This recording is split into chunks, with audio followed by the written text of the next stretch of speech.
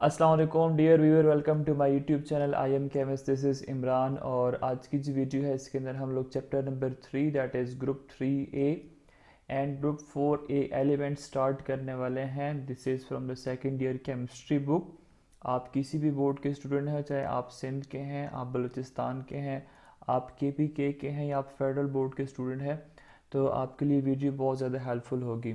और इसके साथ साथ अगर आप MD कैट या कैट वगैरह की कोई तैयारी कर रहे हो तो ये वीडियो जो है ना आपके लिए बहुत ज़्यादा हेल्पफुल होने वाली है। सो वीडियो को देखते रहें और अगर अच्छी लगती है तो वीडियो को लाइक कर लीजिए और अगर अच्छी नहीं लगती है तो प्लीज़ अपना फीडबैक लाजमी दीजिए और आप उसमें मेंशन कर सकते हैं कि आपको किस तरह की वीडियो चाहिए, आपको कौन सा टॉपिक ऐसा है जो कि आप करवाना चाह रहे हैं, तो मैं आपके लिए उसकी वीडियो जो है वो रिकॉर्ड कर लूँगा।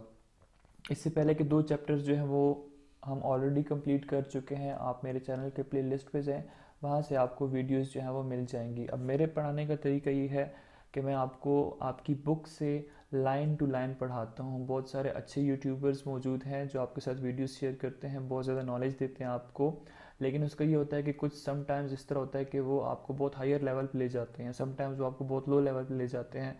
जो आपका बेसिक एम होता है वो आप अचीव नहीं कर पाते। मेरा जो पढ़ाने का तरीका है वो ये है कि मैं आपको बुक से, बुक की लाइन से पढ़ाता हूँ और इसकी बहुत ज़्यादा आप लोग डिमांड्स कर रहे हो। Let's begin this video. We have group 3A and group 4A elements. ठीक है, इनको हम स्टार्ट करने वाले हैं। In this chapter you will learn. अब ये this is in intro of this video. ठीक है, इस वीडियो के अंदर हम क्या कर रहे हैं, सिर्फ इंट्रोडक्शन जो है वो देख रहे हैं इस चैप्टर का। इसमें हम पढ़ेंगे क्या कि the names, electronic configurations and occurrence of 3A and 4A group element. ठीक है, तो इसके अंदर हम क्या पढ़ेंगे कि इनके नेम्स क्या हैं। ठीक है, इन जो एलिमेंट्स हैं इनके नेम क्या है और फिर इनकी इलेक्ट्रॉनिक कन्फिग्रेशन हम कैसे कर सकते हैं। इनकी अकरेंस मतलब ये कहाँ कहाँ पाए जाते हैं, कौन कौन से एलिमेंट्स ग्रुप 3A के और 4A के। The peculiar properties of boron and carbon in their respective groups. अब बोरॉन की अपनी फैमिली है, ठीक है, जो हम देखने वाले हैं, और उसके बाद कार्बन की अपनी फैमिली होती है, अपना ग्रुप होता है। ठीक है, बोरॉन जो है ये 3A का है और कार्बन जो है it belongs to group 4A।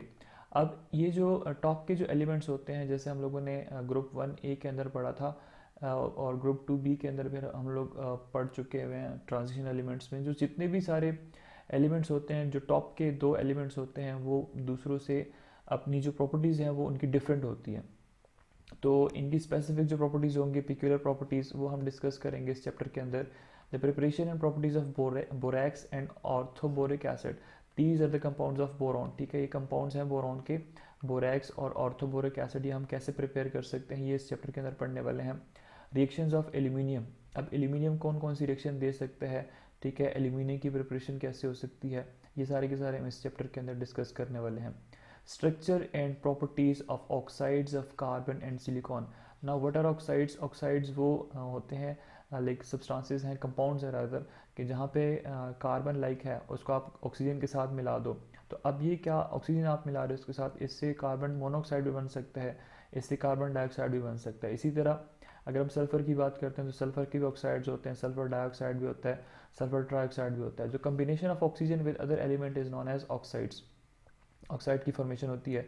यहाँ पे कार्बन, सिलिकॉन और फिर सिलिकेट्स, ये भी सिलिकॉन के हैं, सिलिकॉन्स एंड देयर यूजेस। ठीक है, अब ये ऑक्साइड्स कैसे बनते हैं और इनकी यूजेस क्या हैं, इनकी स्ट्रक्चर और जो इनकी फिजिकल और केमिकल प्रॉपर्टीज़ हैं वो इस चैप्टर के अंदर हम डिस्कस करेंगे। Uses of silicon and germanium in semiconductor industries and lead in paints. अब सिलिकॉन और जर्मीनियम जो है इनको हम यूज़ करते हैं सेमीकंडक्टर डिवाइसेस जो होती हैं, चिप्स, सिलिकॉन चिप्स वगैरह जो बनती है ना, उनके अंदर हम इनको यूज़ करते हैं। जैसे आप लोगों को फिजिक्स में पढ़ाया गया पी टाइप और एन टाइप जो मटेरियल्स होते हैं, वहाँ पे इनकी यूजेस जो हैं वो हम डिस्कस करेंगे इस चैप्टर के अंदर। So this was just introduction कि हम इस चैप्टर के अंदर पढ़ेंगे क्या, ओवरव्यू इन्होंने आपकी बुक के अंदर दिया हुआ है। Then we have group 3A elements. यहाँ से बाकायदा तौर पे चैप्टर जो है वो स्टार्ट हो जाता है। Group 3A of the periodic table comprises, मतलब it is composed of the elements boron, aluminium, gallium, indium and thallium। अब ये डिफरेंट एलिमेंट्स हैं जो कि हम ग्रुप 3A के अंदर पढ़ते हैं। The first one is boron, ठीक है, सेकेंड वन इज़ एल्यूमिनियम, यहाँ पे लिखा हुआ है इसका सिंबल Al है, कलर इसका चेंज कर लेते हैं. We have gallium, we have indium, we have thallium. ठीक है, so these are the different elements which are present in group 3A of the periodic table. Electronic configuration and some physical properties of group 3A elements are shown in table 3.1. तो आपको table 3.1 show किया हुआ है, यहाँ पे आपको electronic configuration जो है वो नज़र आ रही है. और इसके साथ साथ आपको बाकी जो इनकी प्रॉपर्टीज़ है, like we have atomic number, we have electronic configuration, ionisation energy, electron affinity, electronegativity, atomic radii या radius, ionic radius, melting point, boiling points और फिर डेंसिटी, ये सारी की सारी जो प्रॉपर्टीज़ हैं ये आपको यहाँ पे गिवन है. एटॉमिक नंबर बेसिक चीज़ है जो अगर आप एमडी कैट वगैरह की तैयारी कर रहे हो या किसी भी बोर्ड की तैयारी कर रहे हो तो एटॉमिक नंबर आपको याद होने चाहिए, specially for boron and aluminium. ये बहुत ज़्यादा कॉमन है, इलेक्ट्रॉनिक कन्फिगरेशन भी इनकी पूछी जाती है. सो नंबर 5 और number 13, these are the atomic number of boron and aluminum respectively. Then we have gallium having atomic number 31. Then we have indium having atomic number 49 और 81 for थेलियम.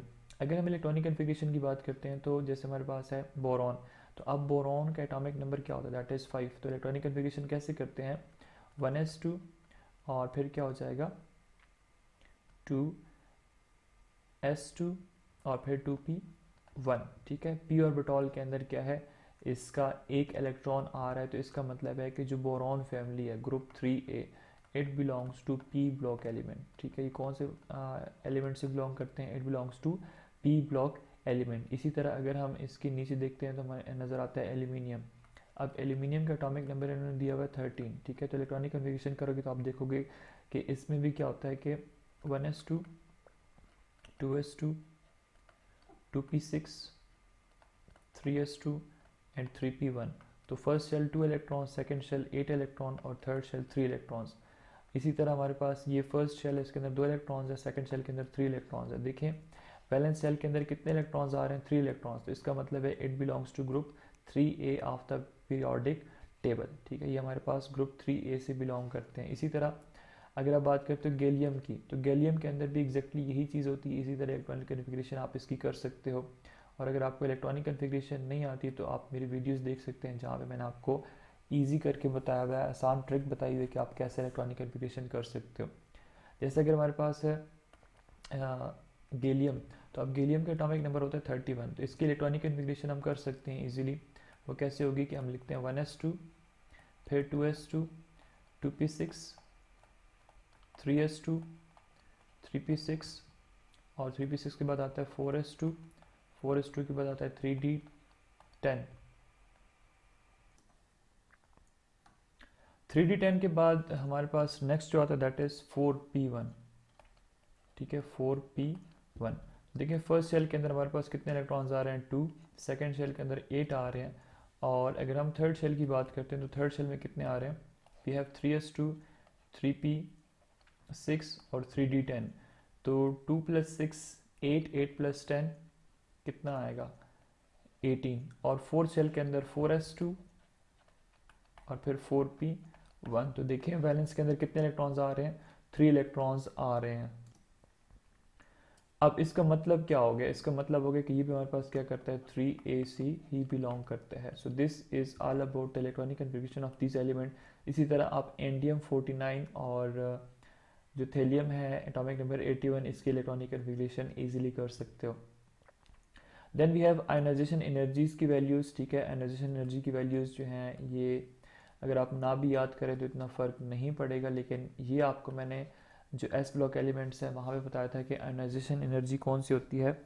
वो energy होती है जब आप किसी भी एटम के वैलेंस शेल से इलेक्ट्रॉन्स को रिमूव करते हो, वहाँ पे जो एनर्जी देते हो ना, सो उसको हम क्या कहते हैं, आयनाइजेशन एनर्जी. और इलेक्ट्रॉन एफिनिटी क्या होती है, वो एनर्जी जो रिलीज़ होती है. ठीक है, जब किसी भी एटम के अंदर इलेक्ट्रॉन्स ऐड करते हो. और इलेक्ट्रोनेगेटिविटी आपको बताया हुआ पढ़ाया हुआ है कि इलेक्ट्रोनेगेटिविटी वो फोर्स होती है जिसकी वजह से एक एटम दूसरे एटम के जो मतलब जो शेयर्ड पेयर ऑफ इलेक्ट्रॉन्स होते हैं वो अपनी तरफ खींचते हैं. एटॉमिक रेडियस आपको पता होगा, एटम का जो मतलब न्यूक्लियस से रेडियस, न्यूक्लियस से डिस्टेंस वैलेंस इलेक्ट्रॉन तक, this is known as atomic radius. ये सारी की सारी वो प्रॉपर्टीज़ होती हैं, वो प्रॉपर्टीज़ हैं जो कि हम ऑलरेडी डिस्कस कर चुके हैं एस ब्लॉक एलिमेंट्स के अंदर. और ये PM लिखा हुआ है, इसका मतलब होता है पिकोमीटर. अब पिकोमीटर क्या है, it is a unit of measuring the atomic radius. Then we have ionic radius. Ionic radius मतलब कि जब ये आयंस बनाते हैं, जैसे हमारे पास बोरॉन है, बोरॉन का आप इलेक्ट्रॉन लूज़ कर दो, एक इलेक्ट्रॉन लूज़ कर दो, इसके ऊपर +1 चार्ज आ जाएगा, ठीक है।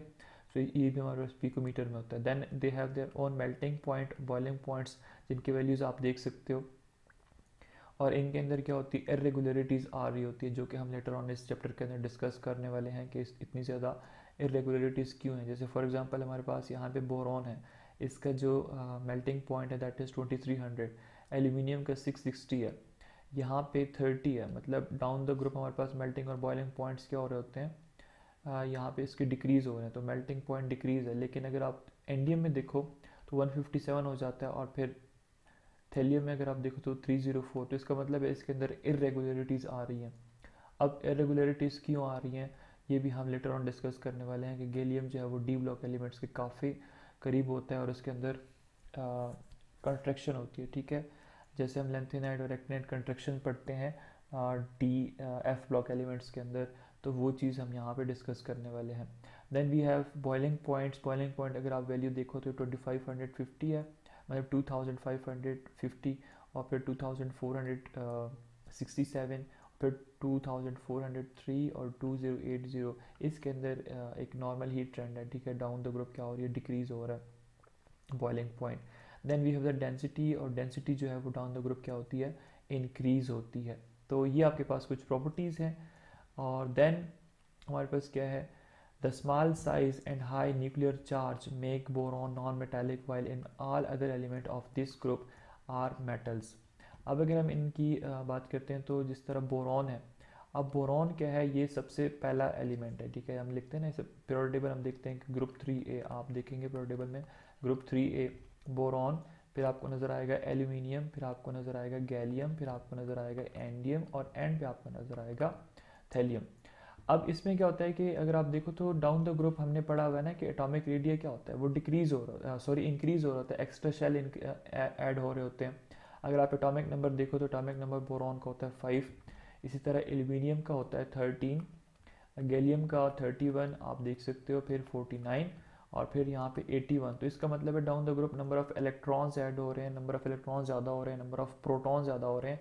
एटॉमिक जो वो है रेडियस है वो एक्सपेंड होता जा रहा है। Down the group atomic radius क्या होता है, इंक्रीज होता है। तो न्यूक्लियस और वैलेंस सेल के दरमियान जो डिस्टेंस है वो ज़्यादा हो रहा होता है। अब इसकी वजह से ये बाकी प्रॉपर्टीज़ को भी इफेक्ट करता है। तो अब कहते हैं कि जो बोरॉन है ना, इसका एटॉमिक साइज बहुत ही छोटा सा है। अगर छोटा सा है तो इसका जो न्यूक्लियर पुल है, जो प्रोटॉन और इलेक्ट्रॉन्स हैं वो एक दूसरे के बहुत ही ज़्यादा करीब हैं, और अगर एक दूसरे के बहुत ज़्यादा करीब हैं तो एक दूसरे को पुल कर लेते हैं। आप पॉजिटिव और नेगेटिव चार्जेस एक दूसरे को क्या करते हैं, अट्रैक्ट करते हैं।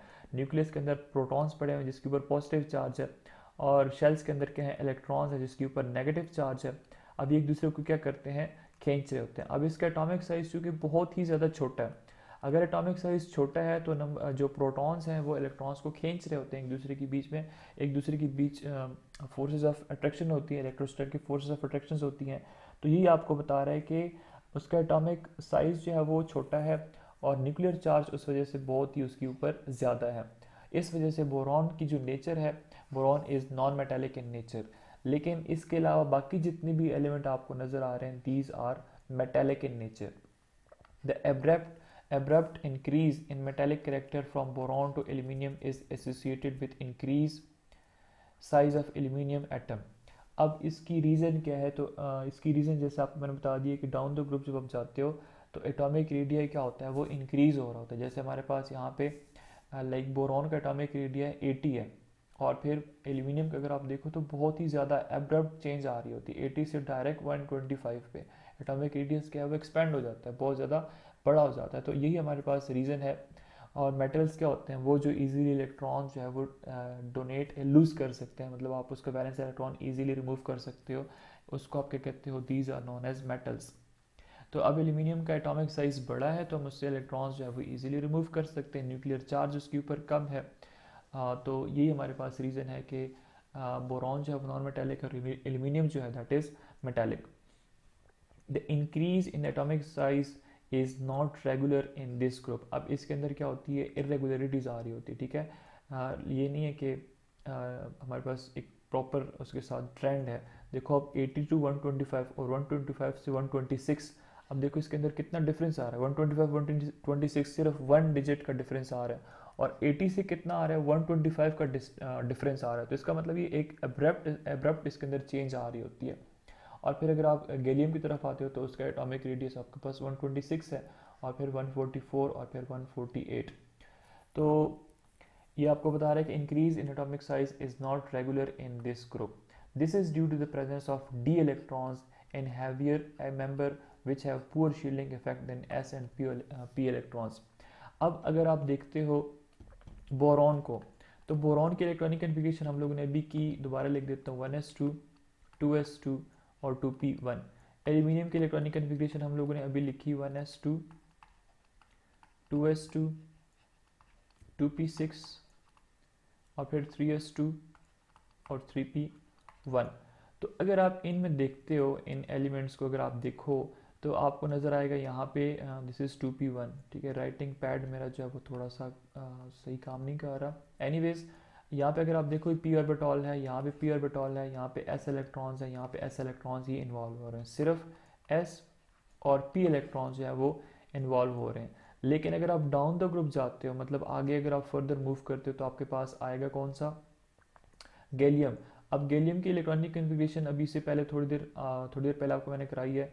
इसके अंदर क्या होता है, in addition to p s and p orbital, हमारे पास इसके अंदर डी ऑर्बिटल जो है उसकी भी इन्वॉल्वमेंट होती है। अगर आप जाते हो टूवर्ड थैलियम, तो आपको थैलियम में एफ ऑर्बिटल जो है वो भी नज़र आएगा कहीं ना कहीं पे, उसके अंदर एफ ऑर्बिटल जो है उसकी भी इन्वॉल्वमेंट होती है। तो अब यही इसकी एक बेसिक रीज़न है कि इतनी एब्रप्ट चेंजेस क्यों आ रही हैं, क्योंकि जो हमारे पास डी ऑर्बिटल होते हैं, जो डी इलेक्ट्रॉन्स होते हैं, सॉरी डी ऑर्बिटल के अंदर जो इलेक्ट्रॉन्स है वो डी इलेक्ट्रॉन्स होंगे। अब डी इलेक्ट्रॉन्स जो है वो, उनकी शील्डिंग जो होती है वो बहुत ज़्यादा पुअर होती है। D electrons have very poor shielding effect as compare to s and p electrons. अब यही हमारे पास क्या है, इसके अंदर जो एब्रप्ट चेंजेस आ रही हैं वो बेसिक रीजंस हैं। जो बोरॉन और एल्यूमिनियम है इसके अंदर सिर्फ S and p electrons involve होते हैं। बाकी जो है आप डाउन द ग्रुप जा रहे हो तो आपके पास डी और एफ ऑर्बिटल जो हैं वो इन्वॉल्व होते हैं। तो यही आपके पास एक बेसिक रीज़न है। आप इसमें से एक चीज़ काइंडली चेक कीजिएगा कि आपको यहाँ पे F orbital, yes F orbital इसके अंदर इन्वॉल्व हो रहा है, ठीक है। टाइटेनियम के अंदर थेलियम के अंदर एफ ऑर्बिटल जो है वो इन्वॉल्व हो रहा है। तो यही इसकी एक बेसिक रीज़न है एब्रप्ट चेंजेस की। So student, this was all about the introduction to this chapter. Next जो वीडियो होगी उसके अंदर हम डिस्कस करेंगे occurrence of boron and aluminium, जो कि आपके कोर्स के अंदर जो कि आपके बुक के अंदर मैंशनड है। If you have any question you may ask in a comment section, और इसके अलावा अगर मैंने कोई मिस्टेक की हो तो प्लीज़ कमेंट सेक्शन के अंदर लाजमी मेंशन कीजिएगा। Thanks for watching and stay connected with I am chemist.